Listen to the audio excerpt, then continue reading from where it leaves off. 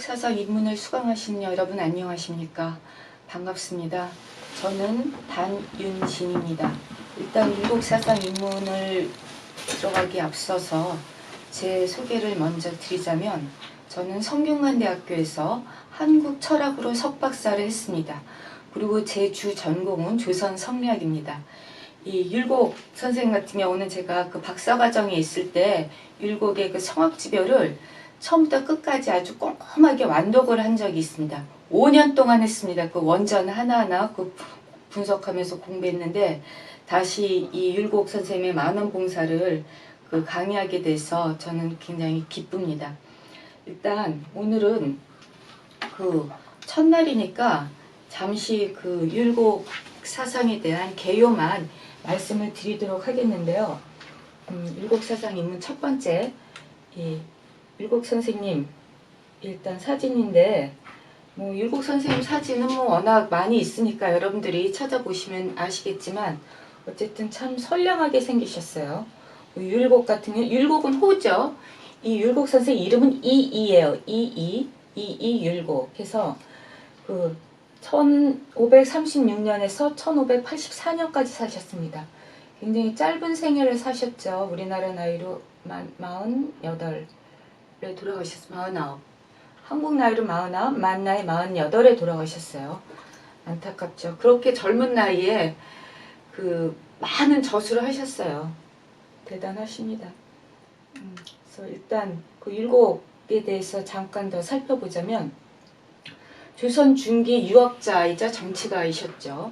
그리고 저서로는 경몽요결, 성악지별 등의 저수를 남겼고, 그리고 이 사람의 그 철학을 한마디로 얘기하자면 현실과 원리의 조화와 실공실효를 강조하는 철학 사상을 제시했어요.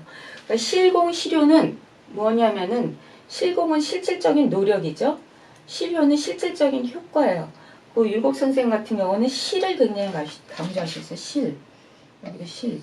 우리 앞으로도 공부할 때 이제 그 실에 대해서 계속 나올 텐데, 그 어쨌든 실질적인 효과, 실질적인 노력, 이 실이 없으면은 소용이 없다라고 얘기하시죠.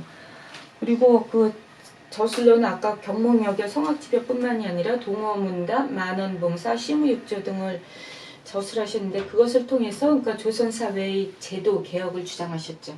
우리는 여기서 지금 오늘 공부할 거는, 오늘은 아니지만 우리 만원봉사에 대해서 저희는 공부할 겁니다. 그리고 이 우리나라의 18대 명연 중 한가운데 한 사람으로서 문묘에 배양되어 있다라고 했는데, 이 문묘는 성균관 문묘죠. 성균관, 혹시 여러분들 그 성균관, 이 서울 종로구에 있습니다. 서울 종로구 명륜동에 있는데, 가보신 분 계신지 모르겠지만 이 서울 성균관 문묘에서는 아직도 그 석전을 합니다. 1년에 2번씩 봄, 가을. 그리고 앞에 대성전이 있고요. 뒤에 명륜당이 있고 양쪽에 동제, 서제가 있죠. 그래서 특히 여기 단풍이 아니라 은행나무가 600년 된 은행나무가 4그루나 있어요. 너무 근사합니다. 한번 기회가 되시면은 가서 보시면은 좋을 것 같습니다. 그리고 사실 율곡 선생님이 태어나신 곳은 강원도 강릉이에요.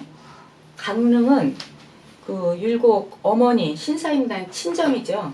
그 외가에서 태어나셨어요. 그리고 본가는 덕수, 자는 수컨, 후는 율곡, 석담, 무제.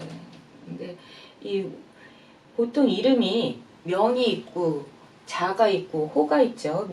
명에도 뭐 아명이 있고 본명이 있고 그런데, 율곡 같은 경우는 본명은 이이죠. 그리고 자가 수컨, 수컨은 그러니까 그 같이 동료들끼리 부르는 이름이에요. 뭐 수컨, 덕소, 뭐 기타 등등. 그리고 호는 이제 보통 그 나이 들어서 그 선생님에 대한 호칭을 말하는데, 그 보통 자기가 살던 곳이 호가 되는 경우가 많습니다.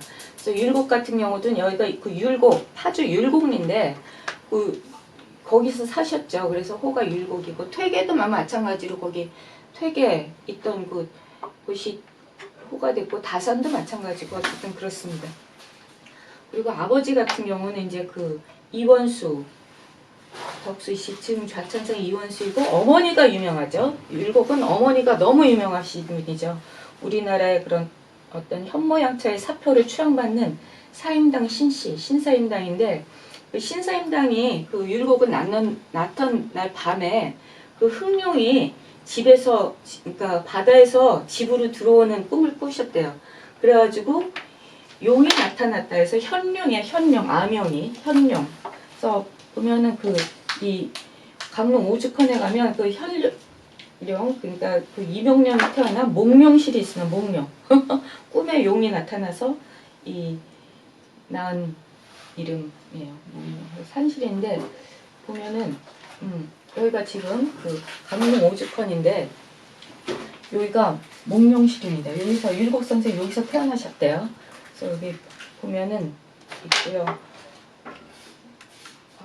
보면은 그 아까 저기 오른쪽에 태어난 방이 몽룡실이 있고 그 외저부 같은 경우는 신사임당 아버지 같은 경우는 신명화로 김효 명연 중에 한 명이었고 강원도 강릉시 축헌동에 지금 소세되어 있다라고 아시겠지만 그리고 그 오죽이 그 오죽헌 혹시 가보신 분 계신지 모르겠는데 까만 대나무죠. 오죽이 쫙 펴있는데 굉장히 멋있습니다. 기회가 되시면 오죽헌도 한번 가보세요. 그리고 그 율곡의 어머니 신사임당 뭐 너무 유명하신 분이라 뭐 제가 굳이 뭐 설명을 안 해도 다 아실 테지만 사실 신사임당을 뭐 그 현모양처의 사표로 이야기하는데 사실은 현모양처이기도 하지만 더 중요한 건 이분은 화가셨죠. 그림, 글씨 엄청나게 잘 그리셨습니다. 잘 쓰셨고 서예도 잘하고 이분 그림 같은 경우는 지금 국립중앙박물관에 그 보존되어 있죠. 조충도 아주 유명한 그림이죠. 그림 대단하세요. 어쨌든 보면은 이분이 어쨌든 이렇게 본인도 재능이 많지만 더 중요한 거는 율곡의 어머니라는 거. 그래서 사실은 더 유명하셨죠. 그리고 더 막 이 현모양처의 사표가 된 것도 아마 율곡을 워낙 잘 키우셔서 그런 것 같습니다. 우리나라 또 가장 고액권에 있죠. 5만원권에 있어요. 우리나라 화폐에 있는 유일한 여성이면서도 가장 고액권에 있으신 분입니다. 그리고 그 아드님은 5천원권에 있죠. 율곡. 이렇게 모자가 나란히 한국 화폐에 나온다는 거는 참 대단한 일인 것 같아요. 엄청난 일이죠. 근데 율곡이요 진짜 대단합니다. 여기 오죽헌 쭉 제가 사진 하나 더 갖고 왔는데 좋고 그 다음에 아까도 말씀드렸지만 그 율곡이 원래 산 곳은 파주예요. 오죽헌에선 태어났죠. 어렸을 때 태어나고 아마 5살인가 6살인가 파주 본가로 왔어요. 그래가지고 여기서 파주 율곡리에서 주로 살았는데 여기 보면은 화석정이라고 있습니다. 화석정에서 율곡이 어렸을 때 뛰어놀던 곳이죠. 여기 보면은 이 앞에 쫙 강이 흐르고 경치가 기가 막힙니다. 근데 이 기가 막힌 경치를 보고 율곡이 시를 지었어요. 몇 살 때 지었냐면 8살 때 한 시를 지었습니다. 화석정에서. 제가 시가 너무 좋아서 이 시를 찾아왔는데 이거를 지금 8살짜리 어린애가 지은 시예요. 너무 한번 읽어보도록 하겠습니다. 임정 추이만 하고 소객 의 무궁이라 원수 연천벽 하고 그 상풍 향 이롱이라. 시만 한번 계속 볼게요. 그 다음에 산토 고윤월하고 강함 만리품이라. 색콩 하처거는 성단 묘운중이라. 모운중. 죄송해요. 성단 모운중. 점을 뭐죠 이거? 너무 시가 좋은데 이 시를 하나하나 살펴보자면은 임정 추이만 숲속 정자에 가을이 깊었으니 속의 의무금 나그네의 생각은 한이었구나.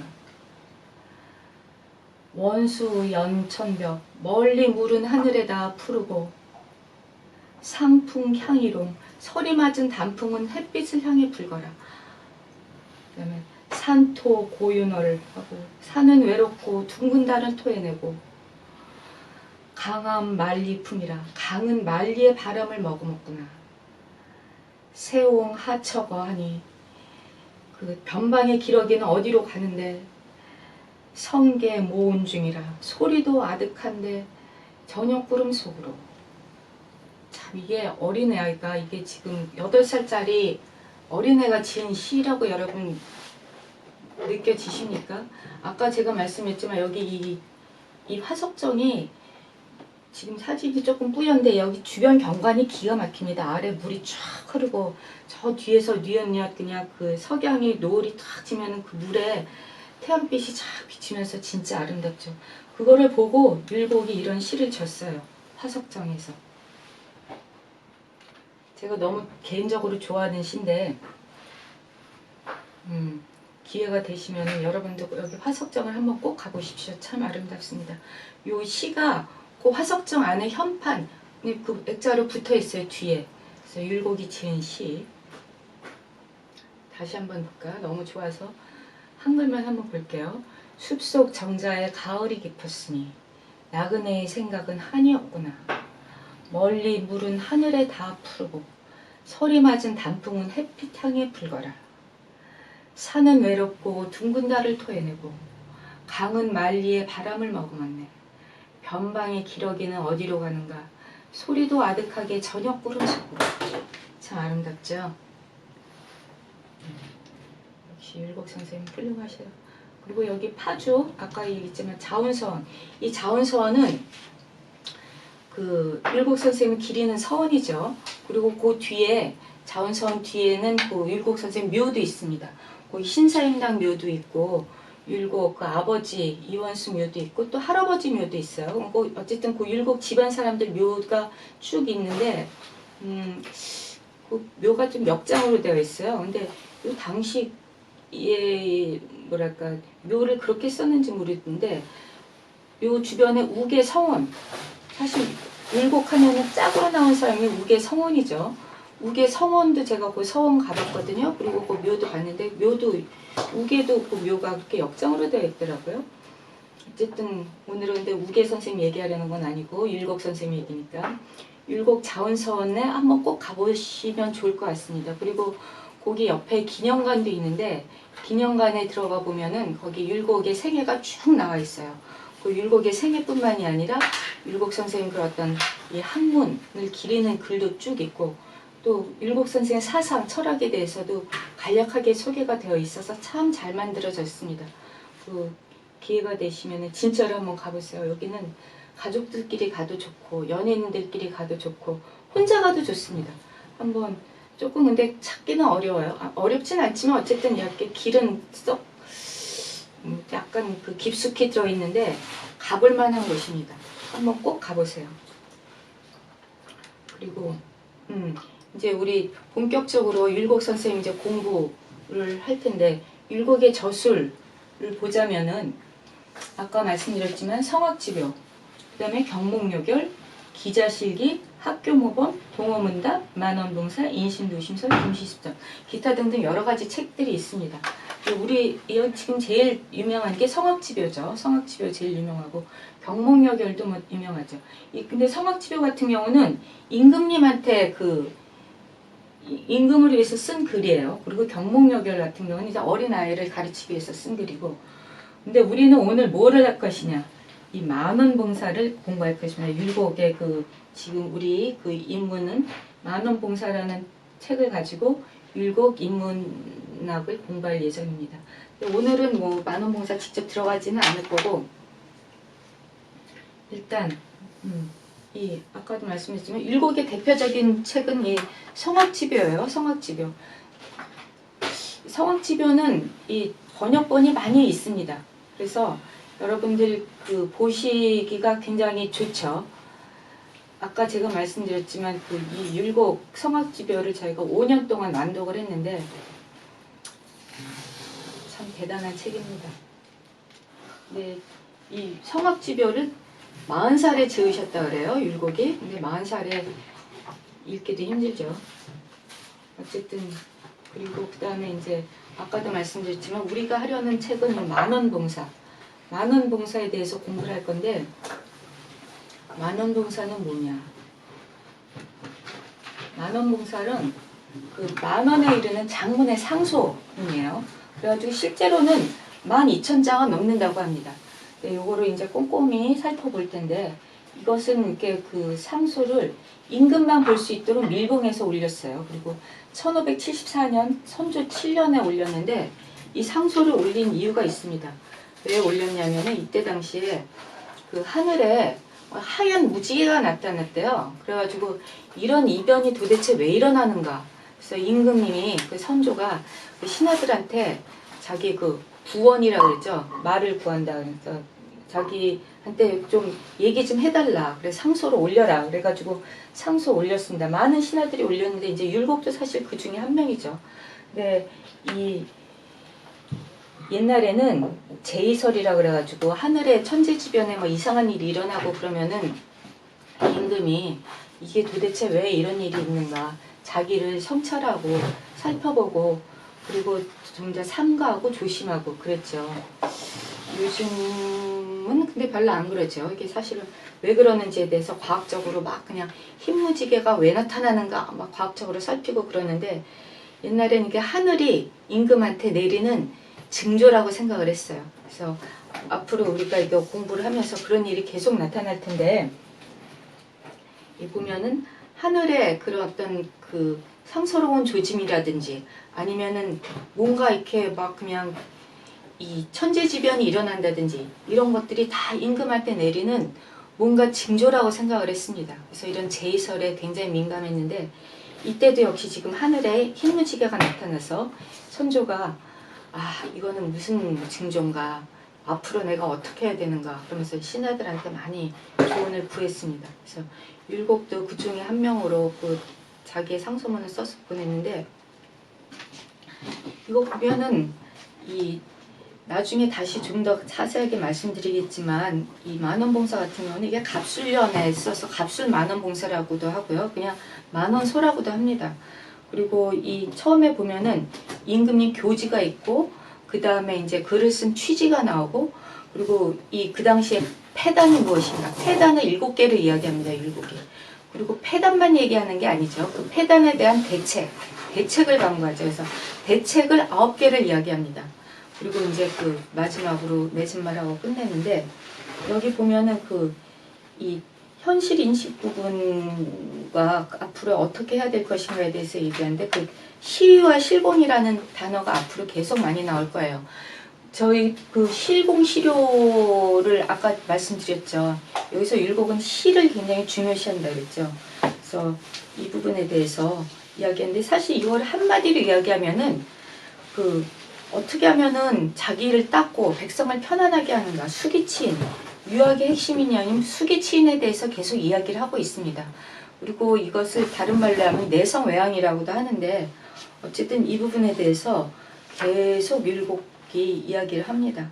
그래서 이 자세한 내용은 다음 시간에 하도록 하고요.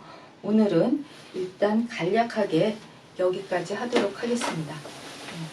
감사합니다. 다음 시간 기대해 주세요. 대단히 재미있을 겁니다.